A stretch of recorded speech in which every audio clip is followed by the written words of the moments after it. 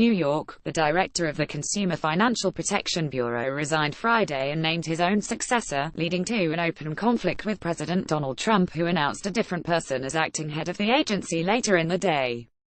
That means there are now effectively 2 acting directors of the CFPB, when there should only be one. Typically, an acting director position would be filled according to the Federal Vacancies Reform Act of 1998. But Richard Cordray, along with his resignation, elevated Leandra English, who was the agency's chief of staff, into the deputy director position. Under the Dodd-Frank Act that created the CFPB, English would become acting director. Cordray, an Obama appointee, specifically cited the law when he moved English, a longtime CFPB employee and ally of his, into that position.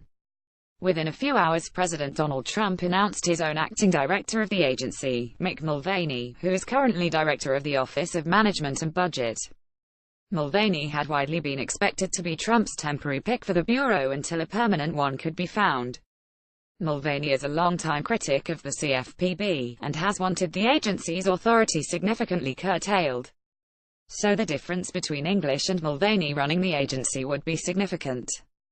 The person nominated to be director of the CFPB requires confirmation by the Senate, and it could be many weeks or months before the person would be able to step into the role permanently.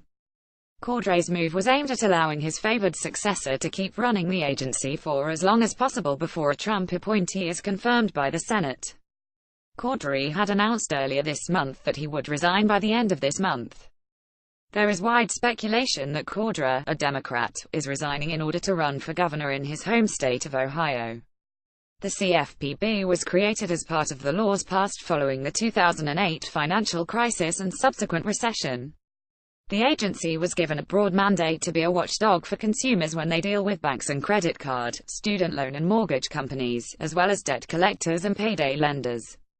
Nearly every American who deals with banks or a credit card company or has a mortgage has been affected by new rules the agency put in place.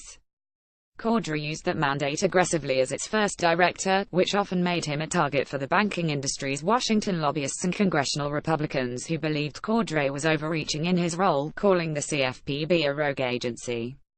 As director, he also was able to extract billions of dollars in settlements from banks, debt collectors and other financial services companies for wrongdoing. When Wells Fargo was found to have opened millions of phony accounts for its customers, the CFPB fined the bank $100 million, the agency's largest penalty to date.